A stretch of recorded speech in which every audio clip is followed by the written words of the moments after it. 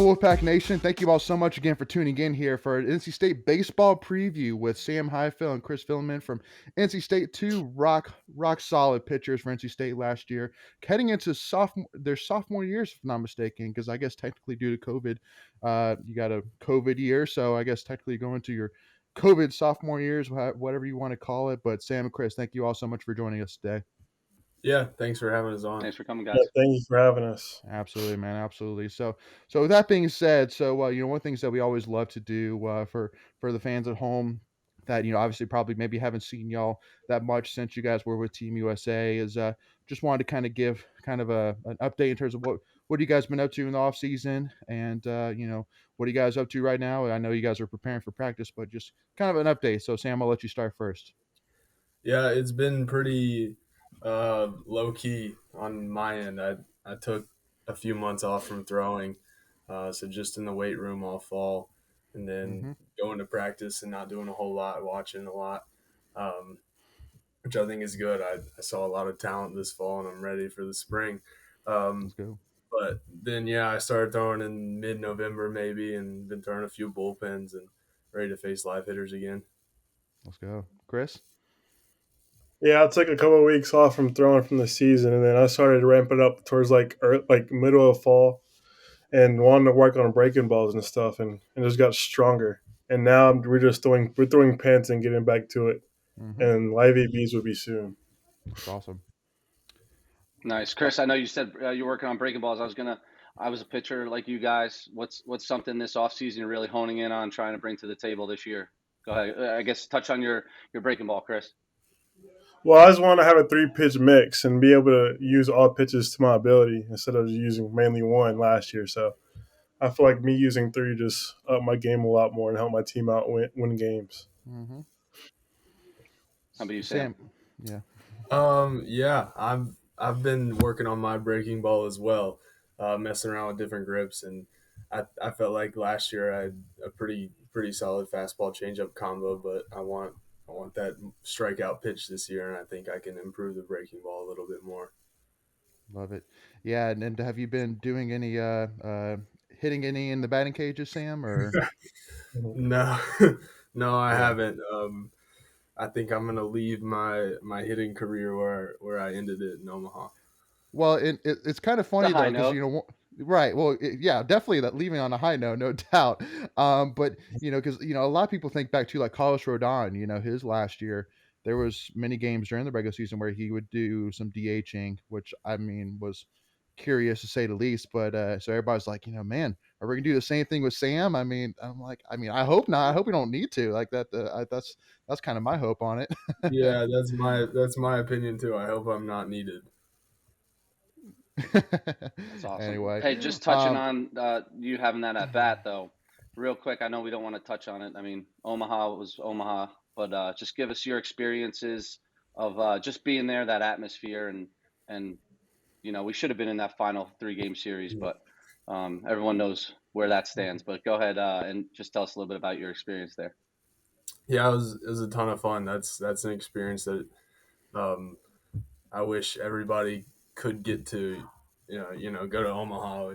It obviously wouldn't be quite as cool if everybody got to go to Omaha, but that was really fun, and the goal is always to get back again. But as far as playing games, the nerves, honestly, like the adrenaline was high, but the nerves honestly weren't that high because nobody really expected us to be there except for us.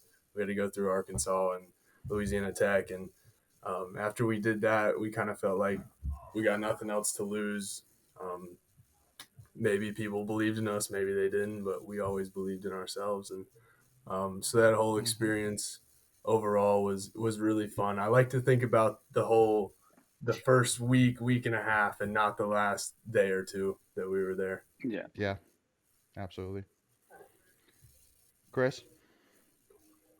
I mean, yeah, it was just like a blessing just to be there and just like going throughout the season, whenever, especially like in the beginning, whenever you had like a losing slump in the first couple of games of the season, and no one would have thought like we would have been in the situation we were to then. So just us being like a good team group and just coming back from stuff that happened to us, it was crazy to see how good a team was last year. Yeah. Well, and, one of the things too, guys, I definitely wanted to bring up while you guys were on here is, I mean, I know for me personally, from a fan's perspective, so I didn't get a chance, unfortunately, to go to the Arkansas Super Regionals, but I was there the first weekend of the Omaha series, and definitely from my viewpoint, I would argue that the entire postseason, including obviously the Pac-13 game, to me is one of those moments that I think even rivals, some of the biggest and most memorable moments in NC State history. And I would honestly say that Pac-13 game probably made half of it, just because I mean, like for I mean, and my hats off to all you guys, Sam and even Eddie Izert and everybody who stepped up to play and said, yeah, we want to play ball. Because I mean, I don't think any State fan would have doubted you guys whatsoever if you guys said, yeah, listen, I mean, I think we should just hold off and let's wait until tomorrow, kind of deal. So to step up Uh, and choose to play, but also too to play again, like literally one swing away from winning the game. I mean, Devontae Brown could have had he had an opportunity to win that game still, which I mean, I can't even imagine what the NCAA's heads would have been doing at that moment if you guys somehow still beat Vanderbilt. Like what the heck would have happened then? Like I just can't even like wrap my head around it. So just want to kind of first of all just give a hats off to you guys for sure. And for me, I will always remember for the rest of my life where I was watching that Pac-13 game. It was unbelievable. Thank So you. Yeah. absolutely. Um, it was fun. I do want to point out though, like people always talk about the Pac-13, but the 13 of us that were on the field were nonstop thinking about the guys who were off the field that couldn't be there that day, and I love it. we wish they could have been there and that we didn't have to do that. But um, Yeah. you know, we were 13 that day, but we were way more than that. Yeah. yeah, just like being able to watch that game, like since I wasn't there, I couldn't play, but like watching Garrett Payne just pitch really good and him having his first start in Omaha, like that's a big thing for a freshman to do, and him just to step up and pitch a game that he did was just amazing to see. And just seeing Absolutely. all the players just fight, just knew like I love to be like a part of the Wolfpack. That was just a great experience for us. Yeah, absolutely, absolutely. So again, it was one of those that I'll forever remember. But also too, I think one of the things that really stands out to me as well is that there's pretty much everything kind of was in line. Obviously, the fact that the home team, University of Nebraska, lost to Arkansas. So when we upset Arkansas, we automatically had the fandom of all the locals. But also too the fact that also too we were actually had the lowest odds from Vegas odds. We were the lowest odds team, and also too on top of that to get there, we had to not only face Kumar Rocker, but we also had to face Brendan Beck, Jack Leiter, and Kumar Rocker in 4 games in a row, which is unbelievable. And I mean, I know for me Yeah, myself, I mean, the fact that they literally started Kumar Rocker to me just shows again they were just literally just throwing everything and the kitchen sink to try and beat us, which it just is a more of a testament to that team last year. So. yeah, Um, so, definitely, again, just one other last question as well is that I wanted to kind of ask. Obviously, I know me personally, I was able to be at the welcome home to Raleigh for sure, and so just wanted to kind of ask, y'all's experience that night and seeing all the fans there, and what was the overall experience like that night. Sam, I'll let you answer that first. Um, it was emotional. Super cool to Yeah. see everybody out there, but Hmm. that was a very emotional 24 hours for all of us, and so I had tears in my eyes at one point, and Hmm. to see that kind of support from our fans was something that I've never been a part of. And Coach Avent said the only thing that compares to is when the '83 basketball team came back after winning the national championship, and there was a big party, big celebration. Yeah. So obviously we weren't around for that, but um, Right. be in that same general area is, I mean, that was super cool. Yeah. Absolutely. Chris. yeah. I was very emotional. I remember like I was in the bus and Matt was telling me there's like 400 people, like 400 plus people at Instagram. Like there's no way. And then whenever we drove there and we saw those people, we were like all in shock and like I guess we are just so blessed because our fans. Like, I don't think many fan bases would do that for a team, and for them, Hmm. them just to do that late at night and look like in the cold kind of so it was Mm-hmm. just cool to see all that. And I was tearing up towards the end and Yeah. having like, especially for Avon too, because I know it was big for Avon. And I know Yeah. he won. It was really bad for him because I know he wanted to win. For all the fans to see him there, it was cool to see. Flatlands Jessup Insurance Group that has your whole world covered, with agents in 5 offices throughout eastern North Carolina to help you decide how much coverage you need. Offering policies for home and auto, recreational vehicles, commercial, crop, health, life, and employee benefits. They are able to combine options to find a comprehensive solution that works for you. Flatlands Jessup protects the things you love so you can spend less time worrying and more time enjoying them. Find them on Facebook and Instagram at Flatlands Jessup. You can also visit their webpage at www.flatlandsjessup.com. So please make sure to go and check them out. Well, and because one of the things too that I wanted to ask about as well is definitely talking a little bit about Coach Avent there. So again, I pretty much every single time we've talked baseball, I've always kind of owned up to it, and own up to it to you both as well. Is that definitely for me as a State fan, I was fully in love with Avon because I know there's nobody that loves NC State more than Elliott Avon. Mhm. That is for sure. But obviously the fact that when you look at his record, how he was 0-5 in ACC championship games, so you always wondered as a fan, like, can he ever get it done? But obviously, with everything that happened with the College World Series and how he handled it, and how he like was he had y'all's backs from beginning to end. I mean, I'm a full Elliott Avon lover for the rest of my life. Like, he could be a coach in state for as long as he like. I don't care, how many championships he win, because there's no doubt that nobody runs a better program than Elliott Avon in my eyes. So Sam, I wanted to kind of just ask you, kind of, and I'll ask Chris this as well. But tell me a little bit, if you can kind of describe Elliott Avon in one word, what would you say? One word, one word's I know. tough, but overall, I would say caring, honestly, because he cares. He cares about us. He cares about everything. He cares about winning. Hmm. Um, he loves baseball. He loves us, and Rob can speak to this. He loves everybody that's come through this program ever. He Hmm. keeps up with people all the time. If he starts telling a story about something that happened 15 years ago, just in the middle of the story, he'll be like, "Oh, I got to call this guy. Like, I'm gonna," and he'll call him up, and they'll be like, "Hey, what's up, coach?" And Yeah. that's really cool. Everybody loves him, and he loves looking out for all the players that come through. So yeah, caring, I guess. Yeah. That's a good one, Chris. Yeah, there's a lot of words that can describe Avon, but Sam hit it. I think caring is the best one. Like just seeing somebody that can care so much about players so well and able to handle a team and just do what he does, just like a once in a lifetime type thing. Like he's just a special person to be around, and I Hmm. wouldn't want any other person to be my coach for sure. I Just to love touch that. on what Sam and Yeah. Chris were saying, but it's pretty awesome to come back. And I saw you guys this year when I came for a football game.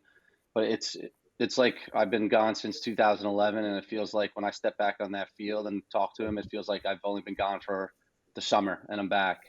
So it's doesn't matter if you how Yeah. many innings you pitched or how many innings you played or if you were All American, if you weren't. It's he's got the same love and passion for all of his players that wore that uniform for him. I think that's pretty special. Mhm. So before I let you ask the next question, Rob, my question to you is, can we see you get back on the mound and throw maybe a couple of pitches, maybe a couple I mean, sliders, I could slide a probably couple do it. I'll pitches be on I'll be sore for a few weeks or months. him? I got you. Yeah, Just go to ahead, Rob. just to close up the whole Omaha ride. I was there. I don't know. I forget which football game. One of the last games of the season, home games, and I met with Elliot and everything, and he showed me the plan for the field, which we'll touch on. But he showed me that ring you got the night before. Give me a quick rundown on that night at the I forget which building it was at, but that ceremony and what you guys thought of those rings. Hmm. Go So ahead, Sam. Sam, I'll let you Go go ahead, first Chris. then, Oh, or Oh, or okay. Chris. It don't matter. Sorry. It don't matter. Sorry, guys. Yeah. Those rings are sweet, man, and Yeah. you know, I guess we knew after we won the super regional that we were going to get some rings. We wish they could have said national champs instead of people's champs. But you guys have seen the pictures of them. Those things are awesome. I got mine right here Let's see it. actually. Hold it up. There it is. Hey. Oh, that's so sick. Yeah, that's. So I mean, sick. this thing's sweet. It's sitting on my desk, and right in plain sight. So. And how was Love the it. ceremony? Love it. Were family and friends, or not friends, but was family able to come? Oh yeah, yeah. It was great to have everybody back. We had every single player back from last year's team.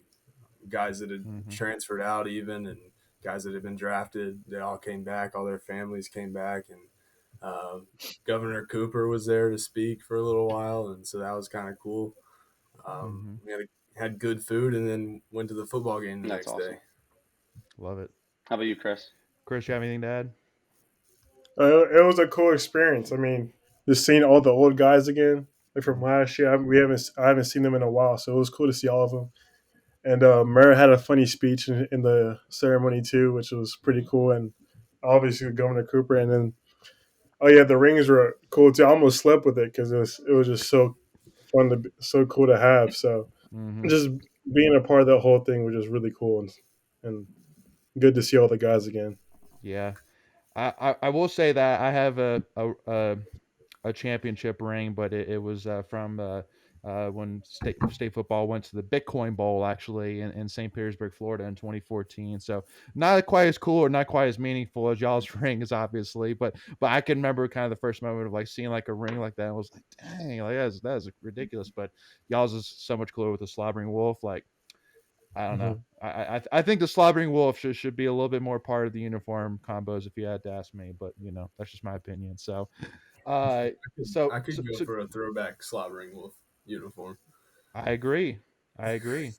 Yeah. So just heads up to Avent if you're listening in. There we go. Sam said it here first.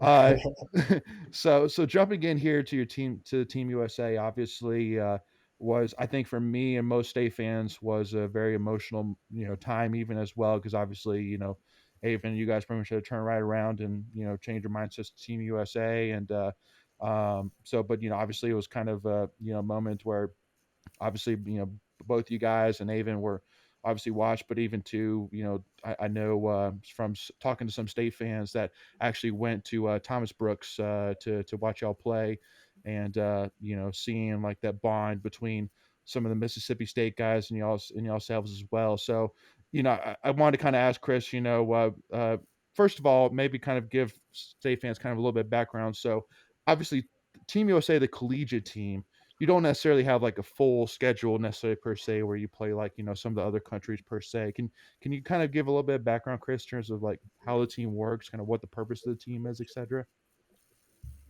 I think it just right. It was best 48 players in college baseball. So and then the way this year was different because of the COVID reason. So we just played. They switched the team up in half and we just played stars and stripes and we did scrimmages for I think it was 11 games and then Hmm. we played the I think it was the minor league the actual USA ball team Yeah, and we the Yeah, played them OVC. for a series. Yeah. yeah, I remember That's how it that. really worked. And we just played in the Appalachian League. So we just play like in Bristol, Tennessee, and then places like that Yeah. throughout the summer.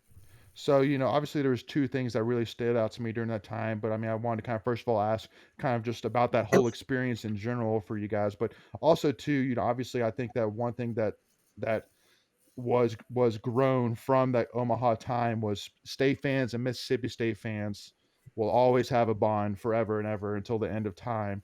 And I know even too, like that there was even stories of like Mississippi State baseball players actually like during the game wanted to wear like the block ass logo, in honor of this team. And so it even seems like too from even the player side, and even obviously too when they hit the home run and did the wolf in the air, like again, just so cool. So I mean, was there ever any kind of talk about those times? And I mean, did you kind of feel that connection as well with some of the Mississippi State guys that were there? And Chris, I'll let you answer first. Oh yeah, for sure. We talked to Landon, we talked to Tanner and Fristo, and they were all like felt bad for us about the moment, but they were all really cool people. And Good. we talked to them. They were like good friends throughout the whole experience. So Hmm. they were all just blessed to be a part of everything too. Yeah. And then how was your experience overall? Being with Team USA. Oh, it was really cool because it was something that I've been wanting to do ever since like I was like a 15-year-old kid in high school. So Hmm. just being a part of this experience and be able to wear that jersey was just a blessing to be a part of. Even though we couldn't go to Cuba or places like that, but Yeah. it was just cool just wearing the jersey and still having Avon as our head coach still was pretty cool too. But Yep. everything was cool. Yep. Sam? Yeah, definitely very memorable and an honor to wear that USA across your chest. Um, it was really cool meeting all those other guys, and for as good as much talent as there were, they're all humble dudes, and they're good baseball players and they're good people, and Yep. so that was awesome just being around everybody and made Mhm. some good friends and had a lot of conversations, learned a little bit more about baseball, and we had a lot of good coaches too. Troy Yep. Tulowitzki was out there along with Mhm. Coach Avent and a bunch of guys from across the country that have done it for a long Did you get to time. pick the brain of Alex Sogard? Yeah, I did. Yeah, I would like to play for He, him too. me and him roomed Um, together for a year when he was at state with me. he's Good dude. Yeah, we talked for about I think an entire one of those 7 inning games. I just stood next to him and we were talking about all sorts of NC State things and Coach Avon and baseball in general. It was Yeah, cool. Mhm. that's awesome. Yep. Yeah, he helped me out with my solder. So like if it gets better, I mean, it's I props to was gonna him. say he That's was So a he helped awesome. power me out a lefty. lot. I hope you picked his brain a little bit. Yeah, I picked his brain for a little bit throughout the whole Awesome. thing. So it was good. It Mhm. was good to see him. Yep. And one other quick question I wanted to ask too before I pass off to Rob here, but obviously being two guys, from the area, Chris being from High Point area, and then Sam obviously being from Apex, the Peak of Good Living area as well. Playing at places like first of all, like at Thomas Brooks, for example, like and playing at these local places, I mean, did that kind of bring any kind of maybe like a coolness factor to it? Obviously playing at Thomas Brooks, but playing for Team USA instead. Because I'm sure, and I want to kind of ask. Maybe I'll ask you, Sam, first. I mean, have you played at Thomas Brooks before playing with Team USA? Yeah, before Team USA, we played actually. Um, so my high school didn't have lights at our field, and so my senior night we rent. I don't know. We got we got A that field field there. at Yeah. USA Baseball, that main field, rented Oh. out and played our senior night game there. And so I've also Mhm. played like some travel ball tournaments there, but definitely nothing quite like playing for Team USA. Mhm. And then my whole family and grandparents and friends, a couple of friends got to come out and watch a good game. And I was on the 4th of July. So Sure. that adds to it, I guess, playing for Team USA on Independence Day. Yeah. Chris.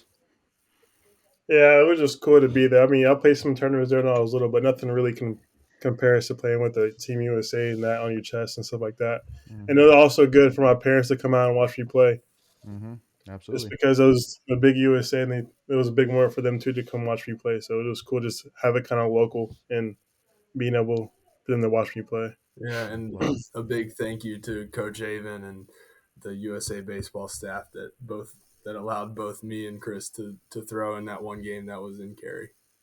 Yeah. Yeah, for That's sure. awesome. Mhm. Just like old times, and just like the future holds, Hmm. right?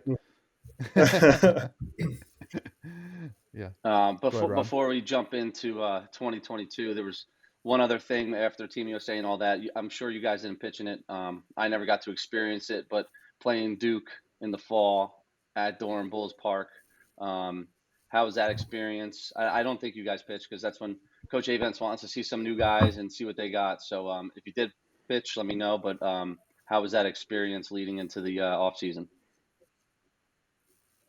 Oh yeah, Oh, you I did. did pitch. I Oh, pitched nice. the inning. Okay. Yeah, I did.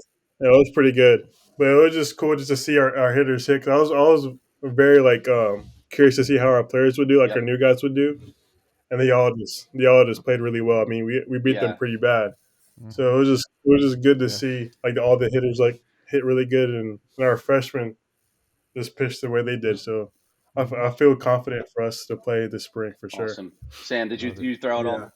all? No, I didn't throw, but I was on the top step. I was charting pitches for the first half of the Oh, game, cool. probably.